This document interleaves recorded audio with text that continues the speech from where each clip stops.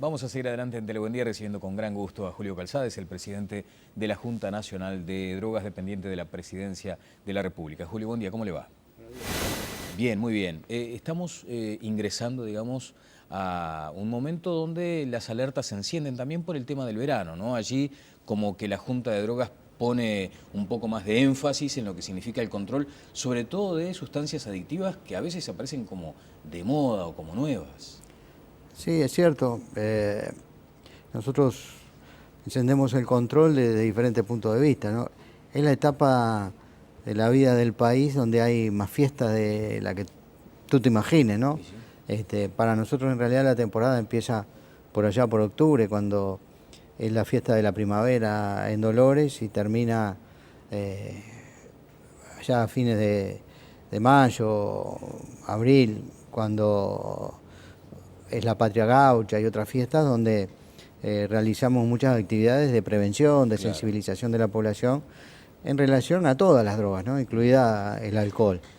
Y desde el punto de vista del control específicamente, sí, también es una etapa de mucho consumo de alcohol y donde aparecen otro tipo de sustancias, ¿no?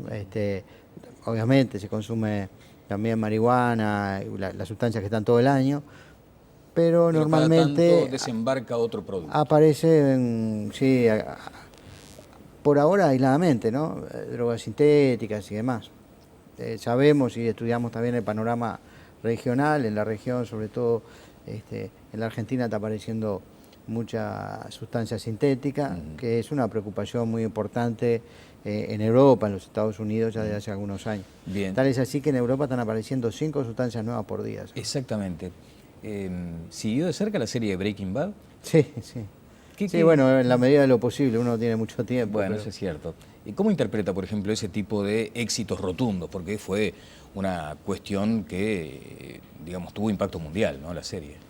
sí, tiene que ver con la cultura que estamos viviendo, ¿no? El siglo XXI tiene estas características, eh, están muy bien expresadas en la serie, al menos en los capítulos que pude ver, este, y no he tenido tiempo de dedicarme en internet a verme todos los capítulos, pero nos parece que eso es parte de la civilización contemporánea y el desafío de la cultura contemporánea, del sistema político, es ver cómo damos cuenta de esta realidad de una manera realista, ¿no? Claro, yo recuerdo, o sea, la alusión a Breaking Bad viene porque recuerdo cuando le hacía notas a Julio Guarteche hace ya algunos años, y él me decía algo que después se confirma con la serie, digamos, ¿no? Era posible producir drogas sintéticas de alto impacto y altamente dañinas En una en cocina. un garaje. Sí, Y en este caso es en una una cocina. caravan, ¿no? En una Sí, cocina, digamos, en una camioneta casi. ¿Eso es un tema que a ustedes les inquieta? O sea, ¿entienden que hay laboratorios funcionando hoy en clandestinidad acá en Uruguay? bueno, nosotros no hemos detectado hasta el momento ese tipo de laboratorio, pero es totalmente posible, no tiene por qué ser en una combi, Claro. puede ser en la cocina de un apartamento, solo se necesita una licuadora y un horno microondas. Eh, por eso, bueno, en estos días mismos estamos trabajando conjuntamente con PRELAC, un proyecto de la Unión Europea, en todo lo que es el control de los productos químicos y farmacéuticos y el desvío de esto para usos no médicos. Es una realidad, nosotros teníamos cierto retraso en ese tema. Hicimos un evento esta semana con Mario Puentes, un experto peruano que nos está asesorando en esta materia ya desde hace 1 año y medio. Estamos desarrollando todo un software y un sistema de seguimiento de la distribución de las distintas sustancias químicas para poder tener un control más efectivo. Y la Nosotros, policía, si hay un robo, por ejemplo, de características sospechosas, de precursores, por ejemplo, ustedes automáticamente son informados. sí, sí, sí, la policía y la Fuerza de Seguridad, la Dirección General de Represión del Tráfico Ilícito de Drogas, es un estamento de la policía muy actualizado, está muy al tanto de todo. En Claro, realidad son ellos los primeros que actúan, ¿no? claro. Esta parte que te comentaba de este evento que estamos realizando con el Ministerio de Salud Pública, que es la policía sanitaria del país, y con el Ministerio de Industria, que tiene que controlar la producción de las fábricas que se dedican a producir esto y con aduana. Estamos avanzando, me parece que rápidamente, en el establecimiento conjuntamente con las empresas privadas, porque esto es lo más importante y es lo que han propuesto y han desarrollado en Perú, en Ecuador sobre todo, que es con quien estamos trabajando, más allá de que Mario Puente sea peruano, pero él trabaja en Ecuador, de incorporar a la industria, a las empresas, a los empresarios, a las actividades de control. A veces esas actividades son pesadas, pero esto no tiene un interés recaudatorio, no tiene un interés digamos, de controlar a las empresas en lo que producen legalmente, sino de conjuntamente las empresas y el Estado poder desarrollar algunos mecanismos que nos permitan una estrategia de ganar-ganar. Ganan las empresas porque tienen menos peligro de ser contaminadas por las organizaciones de narcotraficantes, de ser ensuciadas, digamos, de ser incluso en muchos casos que pueden ser engañadas, ¿no? Y gana toda la sociedad y por supuesto las agencias de control del Estado en el sentido de que podemos avanzar en mantener al país dentro de los parámetros que por suerte lo podemos tener hasta el momento. Bueno, una alarma más, digamos, ¿no? En el circuito de esas alarmas que hay que tener permanentemente dispuesto.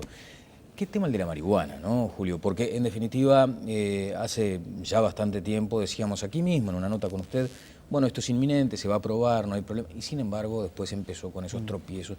De hecho ahora, como última referencia a todo lo que ha sido este largo proceso, se advierte sobre la inconstitucionalidad de un aspecto de la ley que está a consideración del Senado, y aún a sabiendas de esa inconstitucionalidad, los senadores del Frente Amplio igual la votarán para evitar que vuelva a diputados donde no tendría los votos. Desde la autoridad de la Junta de Drogas, ¿cómo se observa todo esto?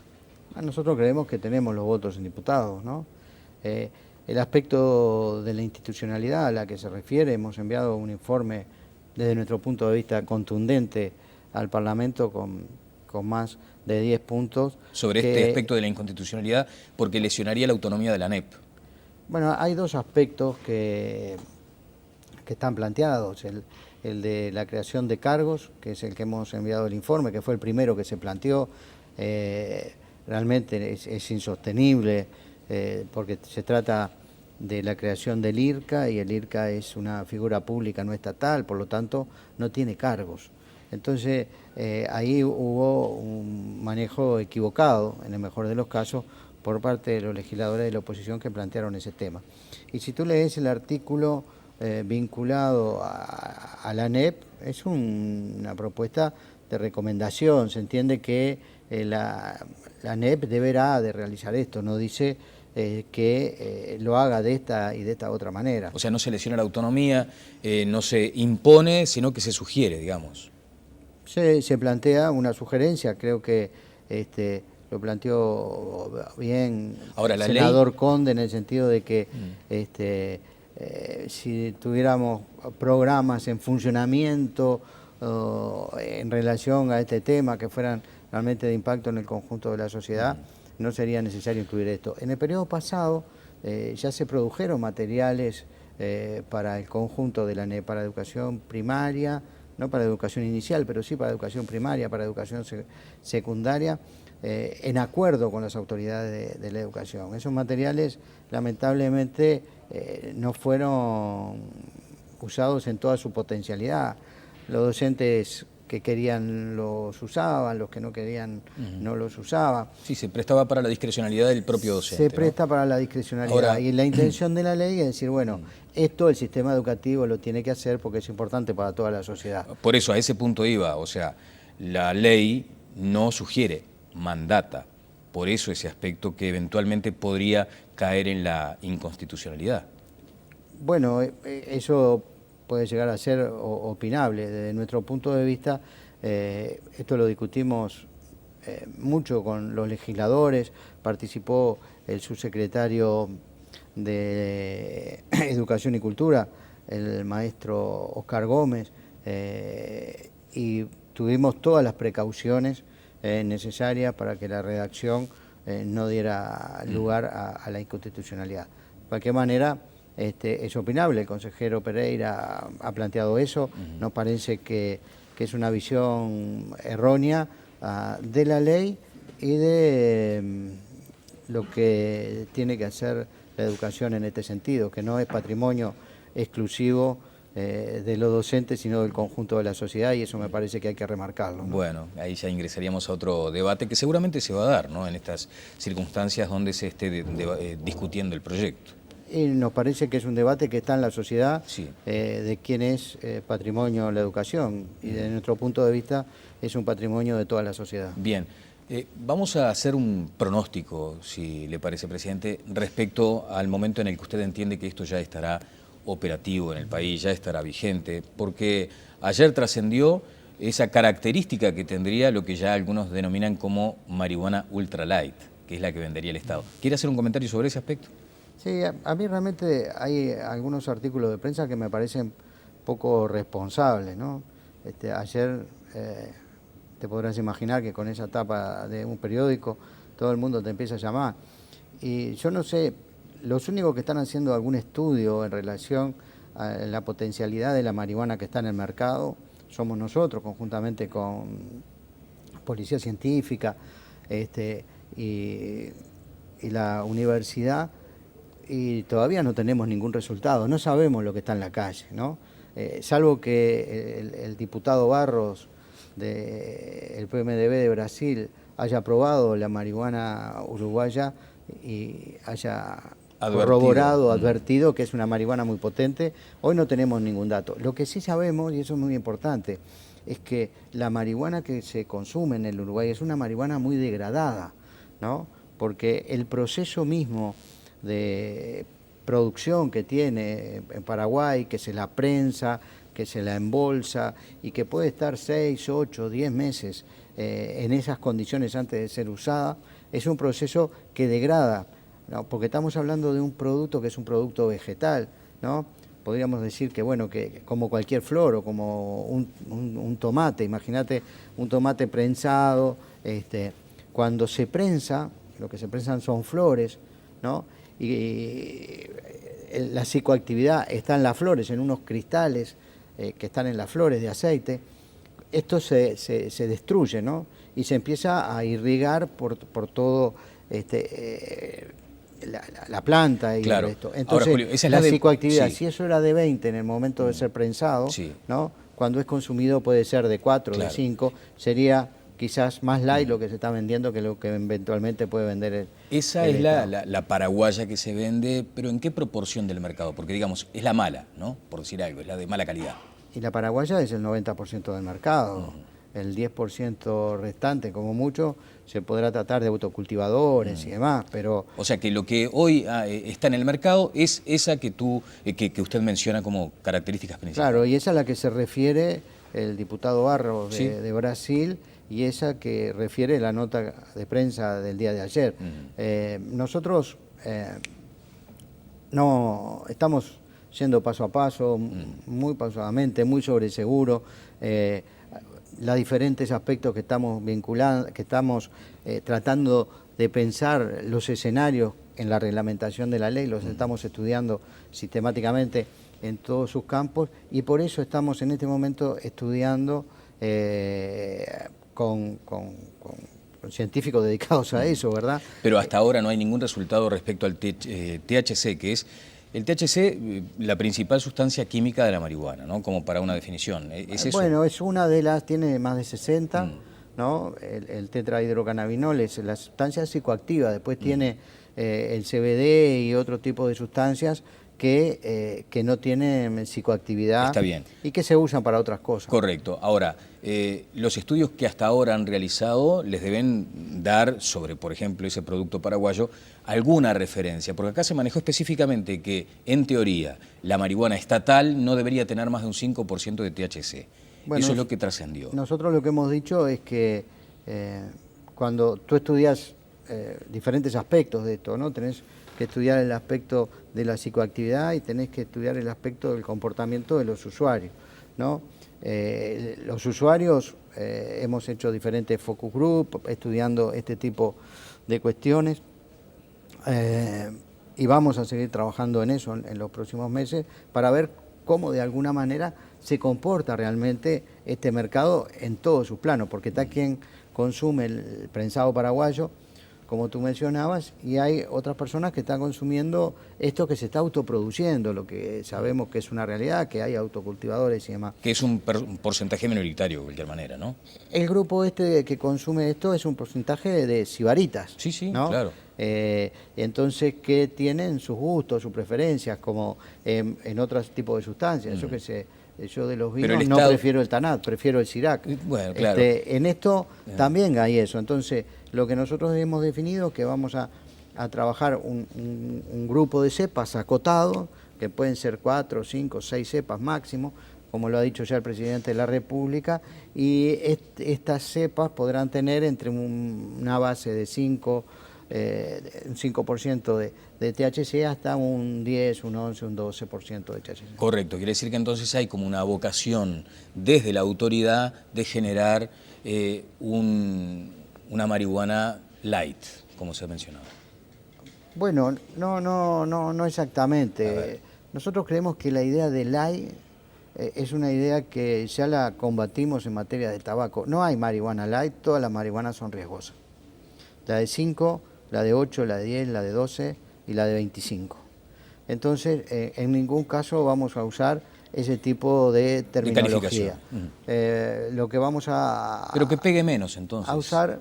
Para utilizar... Que tienen efectos diferenciales, ¿no? Y como vos tenés alcoholes de 6, de 12, de 18 y de 40 grados, ¿no? También va a haber marihuana que puedan ser de 5, de 6, de 8, de 12. Apelando a esa comparación, sería como una cerveza casi analcohólica, digamos. Bueno, según la ley, para que se tratara, y siguiendo tu comparación, tendría que ser en el entorno de 1 o 2% de THC para que fuera efectivamente analcohólica. Ya por arriba de eso tiene un impacto importante, altera la percepción, altera los reflejos, altera la conducta, un estado alterado de conciencia, digamos. Claro. Sí, es un estado alterado, sobre todo en estos aspectos que son los fundamentales a tener en cuenta para el cuidado de sí y el cuidado de los otros. Bien. Julio, ¿y ustedes han considerado, por ejemplo, lo que va a ser la ley del mercado? ¿Por qué voy a optar por esta que producirá el Estado y no aquella que de pronto, volviendo, digamos, a la jerga o al lenguaje utilizado en estos términos, aquella que me pega más? ¿Por qué voy a usar esta y no aquella? Bueno, estamos estudiando eso, sin duda. Nosotros partimos de una comparación de dos grandes bloques iniciales con el objetivo central del combate al narcotráfico y del desarrollo de una política que tienda a desestructurar el narcotráfico, ¿verdad?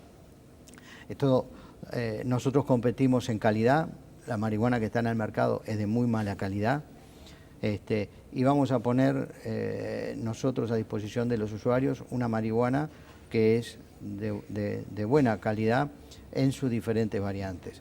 Vamos a competir en términos de seguridad. Las personas van a tener que optar entre la vinculación con una boca, con una organización criminal, o ir a un lugar donde hay una persona que es responsable, que es la farmacia. Y vamos a estar en el mismo precio, lo hemos dicho con mucha claridad.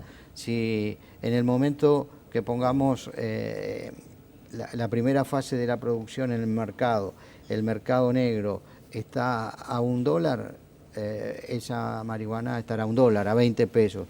Y si está a 15 pesos, la pondremos a 15 pesos, porque ese es el objetivo central. No es promover el consumo, no es promocionar, facilitar el consumo, sino regular lo que se está y regularlo restrictivamente. Bien.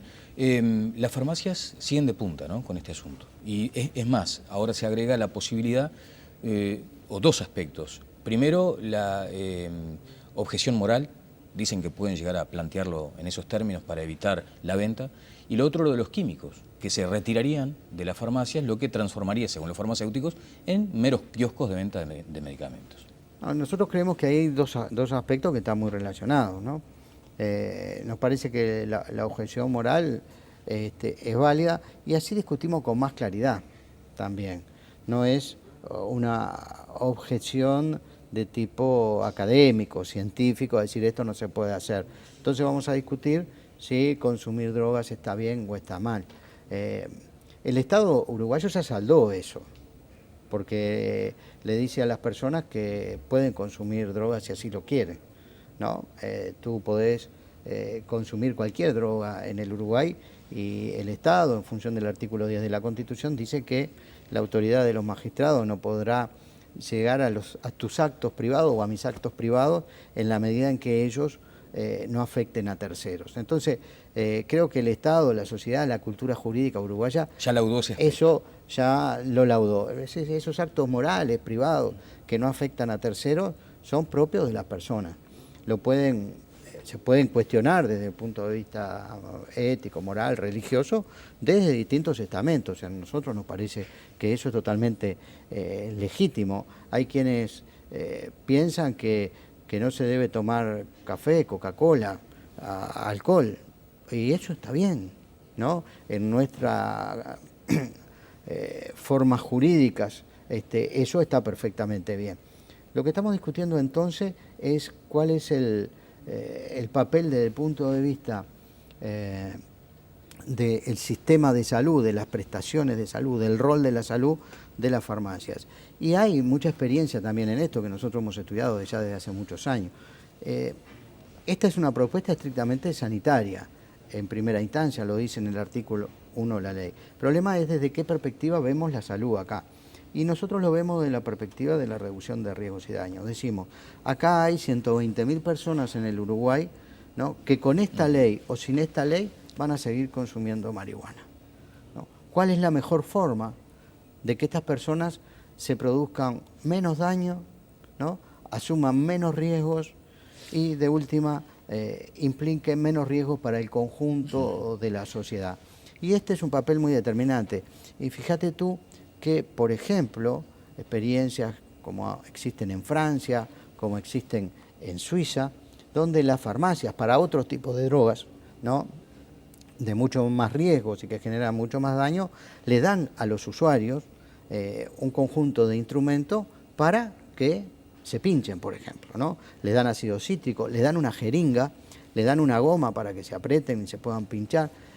Y esto fue muy debatido, obviamente, hace ya 25 años. Pero se afiliaba a ese concepto de la reducción del daño, digamos. Exactamente. Esta es una estrategia muy clara. Y esto, yo tuve la oportunidad hace 15 años de visitar este sistema, de conocer este sistema con ya varios años de desarrollo en París. Si tú vas al centro de París, como si acá fueras a la Plaza del Entrevero, y ahí hay una farmacia, y viene un usuario de heroína, entra, recoge una jeringa, ácido cítrico, una banda y sale y se pincha. O va a un local donde se puede, gestionado por Médicos del Mundo, por diferentes ONG, donde se puede inyectar heroína. Esto le hace daño para la salud, sin duda, ¿no? Pero el daño que se provoca así y que eventualmente le puede provocar a terceros al no compartir esa jeringa es infinitamente menor uno en relación al otro. Bueno, acá me dice un estimado amigo, Leo Aiga, dice, el atractivo de la marihuana pública será que se vende en farmacias. Haremos el seguimiento del precio de la otra, ¿no? Es más o menos el concepto que usted ha manejado. Revela también que, de hecho, cuando usted estaba mencionando las características de la marihuana, digo, bueno, pero estaría bueno probarla si va a ser tan buena. No tienen ese riesgo, no nos queda mucho tiempo, en todo caso seguimos más adelante, pero nos queda ese riesgo de que el que nunca lo hizo ahora se sienta atraído a hacerlo y aumentar en ese caso considerablemente el consumo. Es parte de los riesgos que tenemos. Claro, y de que suba, y después quiera subir un escalón. Tenemos que trabajar mucho en la prevención, tenemos que trabajar mucho en la sensibilización de la sociedad, pero estamos convencidos que ese riesgo es infinitamente menor al que produce las organizaciones criminales, ¿no?, en cómo ha aumentado la tasa de criminalidad en el país en los 3 últimos años, vinculado a estas organizaciones que comienzan a germinar acá, que por suerte no tienen la envergadura que pueden tener en Río de Janeiro, o que han adquirido en Medellín o en otros países, o en Rosario mismo, acá a pocos kilómetros, donde controlan el mercado de las sustancias y empiezan a controlar después los territorios. Bien, el otro día, dentro de todo este conjunto tan impresionante de información sobre estos temas, había uno esperanzador, ¿no? Se había reducido el consumo de pasta base, ¿no? Se había notado una baja, ¿no?, en el consumo. Se está reduciendo el consumo de pasta base, partamos que nunca superó en la media Claro. nacional el 8%, el Bueno, 0.8. pero con ¿no? efectos tremendos, de cualquier manera, ¿no? Con efectos muy importantes desde el punto de vista sanitario para los usuarios y desde el punto de vista social para el conjunto de la Bien. sociedad. Sí. Otro aspecto, y simplemente como titular, y un día me gustaría invitarlo, pero para encarar exclusivamente el tema del alcohol. Todo lo que se está haciendo de parte del Estado por el alcohol, por el alcoholismo, ¿no? La enfermedad en sí y las políticas que se llevarán adelante. Pero este asunto de la marihuana hace que muchos nos preguntemos, y que además trasciende en las redes sociales, ¿qué va a pasar con aquello de estar sometido probablemente a un compañero de trabajo que está consumiendo marihuana y que probablemente tenga acciones que van en ese aspecto de la euforia que genera la droga, o la gente manejando en la calle? Bueno, para la conducción estamos trabajando, si hablamos de eso en otra Sí, oportunidad, te traigo claro. uno de los aparatos de control ¿Va que ya a existen. existir entonces control también sobre ese aspecto? Existen y estamos trabajando, hicimos una presentación en el Consejo Superior de Salario, estamos trabajando con algunas cámaras y estamos instalando en esta semana una mesa de trabajo con participación de los trabajadores del PIT-CNT, con la participación del Ministerio de Trabajo, con la participación de las cámaras. ¿Qué instrumento se usa, por ejemplo, del mismo modo que uno tiene el espirómetro, digamos? Bueno, lo primero que tenemos que tener son mecanismos reglamentarios. Nosotros hablábamos con la Cámara del Transporte, que estaba muy preocupada por este tema, decía, bueno, ¿qué va a pasar ahora, no? Y nosotros le decíamos, va a pasar cuando esté la ley lo mismo que ya está pasando ahora. El problema es que la ley nos ha habilitado a que pensemos de otra manera y eso es lo importante. Y lo que tenemos que construir son herramientas jurídicas para poder movernos y en eso estamos trabajando con ello. Las herramientas tecnológicas son un poco caras, es un sistema por un exudado lingual que se dispone sobre un aparato que es muy parecido. En lugar de soplar voy a sacar la lengua, digamos. En lugar de soplar voy a hacer un exudado, voy a sacar con un isótopo algo de saliva, lo voy a poner en un aparatito que es muy parecido a lo que todo el mundo conocemos como el EVATES, una cosa así, y ahí nos va a determinar si la persona ha consumido cocaína, marihuana, benzodiazepinas, cualquier otro psicofármaco que pueda alterar la conciencia, que es un problema muy serio que tenemos, que tienen nuestras sociedades, no solo Uruguay, que es el consumo de medicamentos y el no control de las acciones. Pero no es solamente para el tránsito, y eso me importa remarcarlo, y por eso estamos trabajando junto con el Ministerio de Trabajo, con las cámaras y con el para un PIT-CNT. obrero en un andamio en el piso 10, por ejemplo. Para un obrero en el andamio o para un obrero que puede estar trabajando acá en el canal con un taladro arreglando una máquina o subido a algún lugar a colocar una luz. Entonces es importante que todos seamos muy conscientes de que todas las drogas tienen riesgos, que todas las drogas producen daño y que en el caso de que las personas decidan usarlo, lo tienen que hacer de la manera más responsable. Bien, pero aprobada la ley, el instrumento ya está, ¿no? No es una cosa que se dilate después. No, creemos que... Bueno, tú sabes que esto, no te voy a prometer que para el 2 de enero vamos a tener esto funcionando, pero creemos que en el corto plazo vamos a tener los mecanismos de control en el país al mismo nivel que está en muchos países de Europa en este sentido. Julio, muchas gracias como siempre por estos minutos. No, el agradecido soy queda yo la y a promesa. las órdenes. Sí. Bueno, Julio Calzada, presidente de la Junta Nacional de Drogas. Pausa y seguimos adelante en Tele Buen Día. Presentó SECOM, primer servicio de compañía.